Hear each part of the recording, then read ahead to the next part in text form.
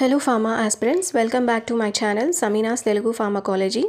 ఈ వీడియోలో మనం TSPSC కండక్ట్ చేసిన 2023 డ్రగ్ ఇన్స్పెక్టర్ క్వశ్చన్ పేపర్లోని ఈ క్వశ్చన్ని సాల్వ్ చేద్దాము. క్వశ్చన్ కాన్సెప్ట్ వచ్చేసి functions of hypothalamus.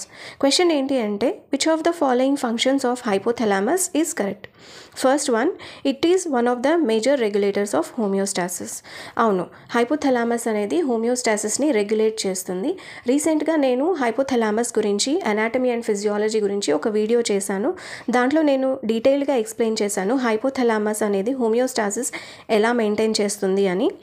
Option number 2, it controls and integrates activities of autonomic nervous system. అవును, ఈ ఆప్షన్ కూడా కరెక్ట్. ఎందుకు అంటే హైపోథలామస్ సింపాథెటిక్ నర్వస్ సిస్టమ్ అయితే హార్ట్ రేట్ని రెగ్యులేట్ చేస్తుంది అండ్ పారాసింపాథెటిక్ నర్వస్ సిస్టంలో హైపోథలామస్ అనేది గ్యాస్ట్రో ఇంటెస్టైనల్ ట్రాక్ మూవ్మెంట్కి హెల్ప్ చేస్తుంది యాజ్ వెల్ యాజ్ బ్లాడర్ కాంట్రాక్షన్కి కూడా హెల్ప్ చేస్తుంది. And option 3, it adjust the basic rhythm of breathing. ఈ ఆప్షన్ రాంగ్ ఆస్పిరెంట్స్. ఎందుకు అంటే బ్రీతింగ్ కంట్రోల్కి సంబంధించిన రెస్పిరేటరీ సెంటర్ అనేది మెడుల్లా ఆబ్లాంగేటాలో ఉంటుంది. కాబట్టి ఆప్షన్ 3 ఈజ్ రాంగ్.